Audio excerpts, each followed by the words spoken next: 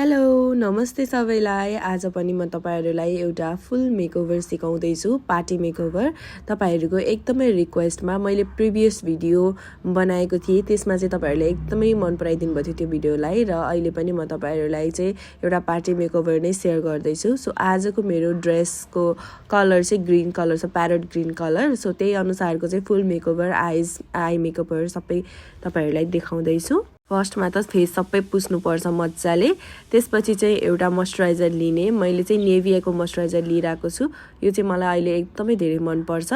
एकदमै धेरै मन परिरहेको छ भनौँ न। अनि त्यसपछि यसलाई चाहिँ हामीले यसरी डट डट फर्ममा चाहिँ राख्नुपर्छ अनि मजाले घाँटीमा कानमासम्म चाहिँ मजाले ब्लेन्ड गर्ने। त्यसपछि मैले यो लेट्यानको सनस्क्रिन लिएर आएको छु। हजुरहरूले चाहिँ यही नै युज गर्नुपर्छ भन्ने छैन, हजुरहरूसँग जे छ प्रडक्टहरू त्यही प्रडक्टहरू युज गर्न सक्नुहुन्छ। यो लेट्यानको सनस्क्रिन चाहिँ अलिकति ग्लोई दिने खालको छ। सो तपाईहरुले मेरो फेस पनि हेर्न सक्नुहुन्छ कतिको धेरै ग्लो आउँछ भनेर। हल्का चिल्लोमा छ यो चाहिँ। मेरो स्किन चाहिँ अहिले अलिकति ड्राई भएको भएर चाहिँ मलाई चाहिँ एकदम धेरै राम्रो लागिरहेको छ। त्यसपछि चाहिँ मैले आइब्रो बनाउँदै छु, किनभने फेसमा चाहिँ एकछिन मोइस्चराइजर र सनस्क्रिन चाहिँ एब्जर्ब हुन दिनुपर्छ, एकछिन त्यसलाई ग्याप राख्नुपर्छ। त्यति बेलासम्म चाहिँ टाइम छैन नि त, त्यही भएर मैले चाहिँ यसरी आइब्रो कोर्दैछु। आइब्रो कोर्ने बेलासम्म चाहिँ त्यो एब्जर्ब भइसक्छ अनि फेस मेकओभर गर्न सजिलो हुन्छ। सुरुमा चाहिँ आइब्रोलाई फिल गर्ने अनि त्यसलाई सेप गर्ने, एकदमै सजिलो हुन्छ। त्यसपछि चाहिँ अब मैले चाहिँ प्राइमर लगाएँ। प्राइमर चाहिँ मैले एल्फको प्राइमर लगाएको छु, पोरलेस, किनभने मेरो चाहिँ पोर्सहरू आइरहेको छ, त्यही भएर पोर्सहरू छ भनौँ न, पहिलेदेखि नै छ। त्यही भएर चाहिँ मैले यसरी प्राइमर चाहिँ जहाँ मेरो पोर्सहरू छ त्यो भागमा चाहिँ ब्लर गराउनको लागि चाहिँ मैले यसरी लगाएको छु। र यहाँ चाहिँ मैले दुईवटा फाउन्डेसन चाहिँ मिक्स गरेर लगाउँदैछु। मसँग चाहिँ लोरियलको फाउन्डेसन थियो अनि अर्को चाहिँ फरेभर 52को चाहिँ थोरै कभरेजमा छ भने लोरियलको चाहिँ अलिकति कम कभरेजमा छ, त्यही भएर दुईटालाई मिक्स गरेर लगाउँदैछु। यो चाहिँ मैले फर्स्ट टाइम चाहिँ यसरी मिक्स गरेर लगाएको हो। हेरौँ यसको रिजल्ट चाहिँ कस्तो आउँछ है। तपाईहरुले चाहिँ यसरी डट डट फर्ममा भन्दा पनि यसरी चाहिँ तपाईहरुले यसरी फैलाएर राख्नुभयो भने चाहिँ ब्लेन्ड गर्न एकदमै सजिलो हुन्छ। हजुरले चाहिँ घाँटीमा पनि छोड्नु हुँदैन, घाँटीको यत्रो भागहरू चाहिँ फेरि देखिन्छ नि त, फेस गोरो यता घाँटी कालो देखिन्छ। त्यही भएर अनि मैले चाहिँ ब्लेन्डरलाई पानीमा भिजाएर त्यसको पानी सबै सोक गरेको थिएँ टावलले। त्यसपछि चाहिँ यसरी ड्याप ड्याप मोसनमा चाहिँ मैले यसरी ब्लेन्डरले ब्लेन्ड गर्दैछु, तपाईहरुले देख्न सक्नुहुन्छ। आज चाहिँ मैले एकदमै र भिडियो बनाएको छु, एडिट नगरिकन, हजुरहरूलाई चाहिँ सजिलो होस् भनेर। किनभने तपाईहरुले चाहिँ धेरै जस्तो देखिराख्नु भएको हुन्छ नि त हाम्रो मेकओभर कति राम्रो देखिन्छ, तर हामीले चाहिँ हजुरहरूले खुद गर्दाखेरि चाहिँ राम्रो देखिन्न किन होला भनेर नि सोधिराख्नु भएको हुन्छ। सो आज मैले एकदमै र भिडियो बनाएको छु है। अब हल्का लाइटिङ त देखाउनु नै पर्छ, लाइटिङ बिना त फेरि हजुरहरूलाई यसरी र देखाउन पाइँदैन होइन। त्यही भएर हल्का लाइटिङ चाहिँ युज गरेको छु,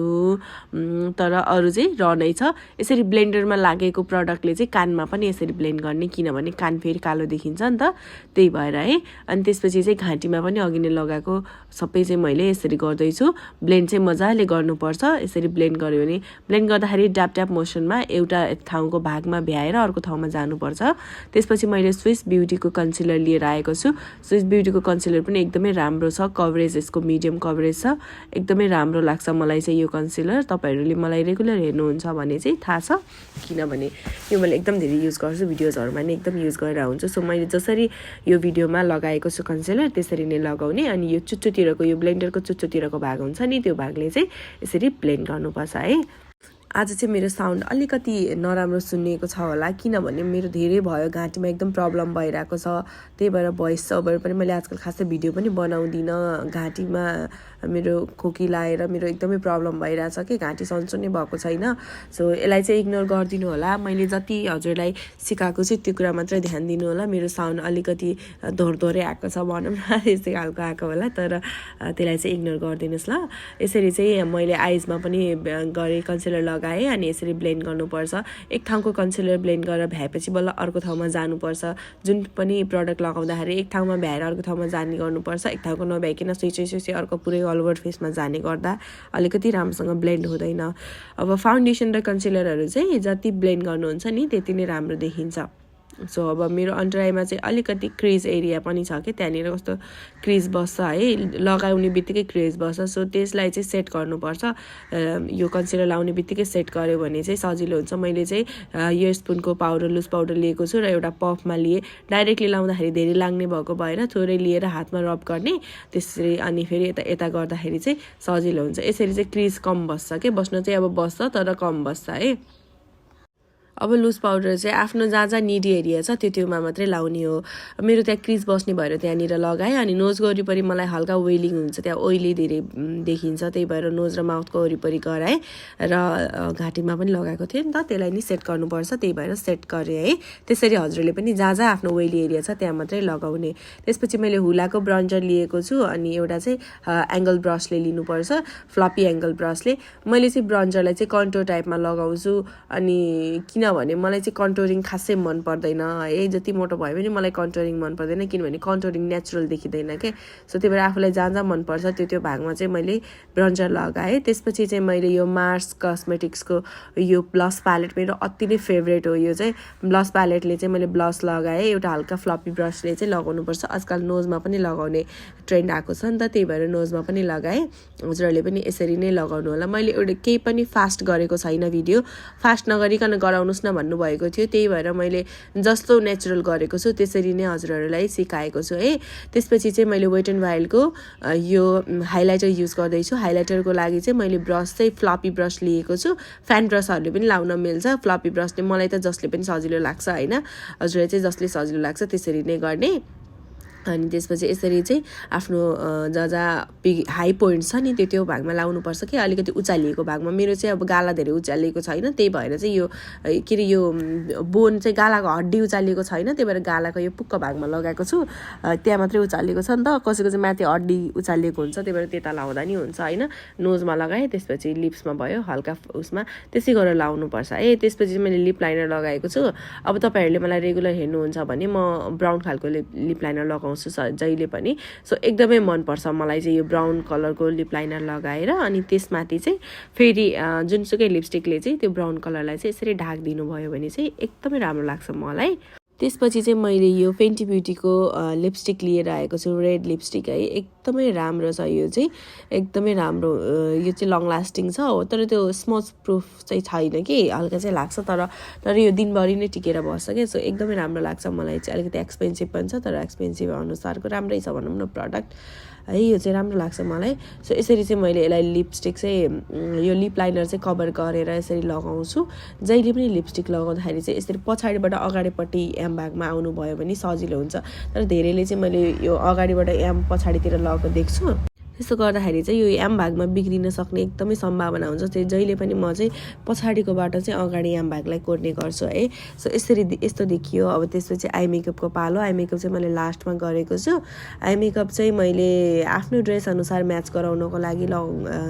ग्रिन कलर लिएको छु सुरुमा मैले डार्क ग्रिन कलर लगाएँ त्यसपछि मैले आफ्नै ड्रेसको चाहिँ प्यारेट कलर लगाएँ फेरि मैले डाइरेक्ट प्यारेट कलर पनि लाउन सक्थेँ नि किन लगाएन भने हल्का जहिले पनि आउटर कर्नर चाहिँ डार्क राख्नुपर्छ भन्ने कुरा तपाईँहरूले बुझ्नुपर्छ आउटर कर्नर डार्क राख्नको लागि मसँग प्यारेट डार्क थिएन नि त त्यही भएर यसरी सुरुमा चाहिँ डार्क ग्रिन कलर लगाएर त्यसमा चाहिँ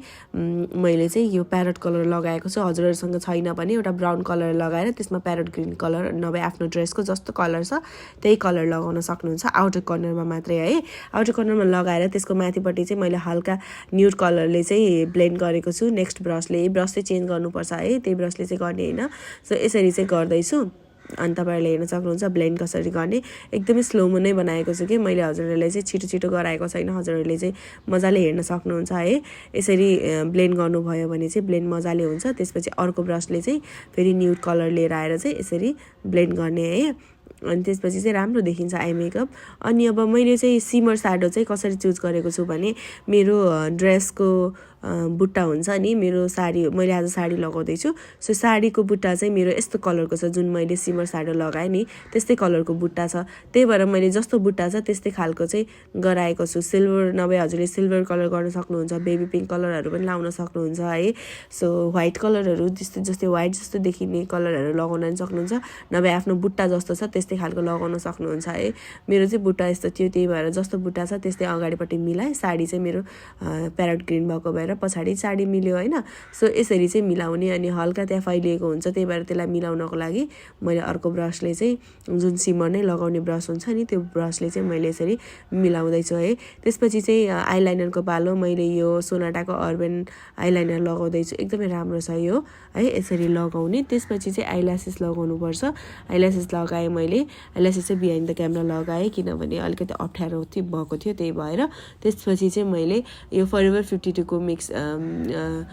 सेटिङ स्प्रे भनौँ न मेकअप फिक्सर हो खासमा मेकअप फिक्सरले चाहिँ मैले मेकअपलाई चाहिँ फिक्स गरेँ हैन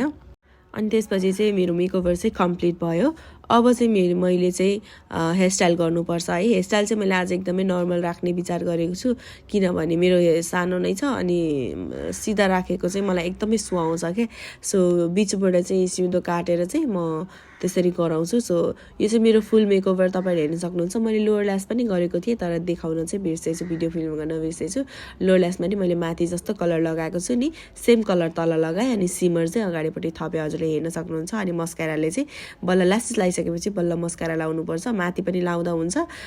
किनभने ल्यासेस र फेरि आफ्नो रियल ल्यासेस र फेक ल्यासेस चाहिँ अलिकति छुट्टिन्छ नि त त्यही भएर मस्कारा लाउने अनि फेरि तलपट्टि लोयर ल्यासमा पनि लाउने त्यसपछि मैले बिचमा सिउँदो काटेँ र घाँटीमा ज्वेलरी लगाएँ त्यसपछि मैले चुरा लगाउँदैछु चुरा पनि मैले धेरै लाउन मन पर्दैन मलाई त्यही भएर थोरै थोरै मिलाएर लगाउँदैछु है हजुरले पनि आफूलाई जस्तो मनपर्छ त्यस्तै लाउनु मलाई चाहिँ खासमा यो रेड कलरको चुराहरू मनपर्छ लाइक सादा मनपर्छ जे पनि सादा सिम्पल होस् है त्यसपछि चाहिँ मैले साडी लाउँदैछु हैन साडी पनि मैले हजुरलाई लगाएको देखाएको छु तर त्यति डिटेलमा चाहिँ देखाएको छैन कुनै दिन एउटा भिडियो बनाउला साडी कसरी लाउने भनेर है अहिले चाहिँ मैले जस्ट हजुरलाई चाहिँ देखाएको मात्रै है भिडियो यतिकै फिल्म मात्रै गरेको त्यसपछि सुरुमा चाहिँ यसरी चाहिँ कोचार्नुपर्छ के साइड साइडमा अनि यसरी चाहिँ पल्लु बनाएर अनि तल मुजा बनाउने सो अब मेरो फुल चाहिँ कस्तो देखिए म भनेर साडी लगाएको देखाउँछु मेरो हल्का पेट छ किनभने भर्खर बेबी जन्माको कि नि त्यही भएर पेट घटेकै छैन सो त्यसलाई इग्नोर गरिदिनु होला मेरो यसरी मैले चाहिँ साडी चाहिँ आफै लगाउन सिकेको है यो चाहिँ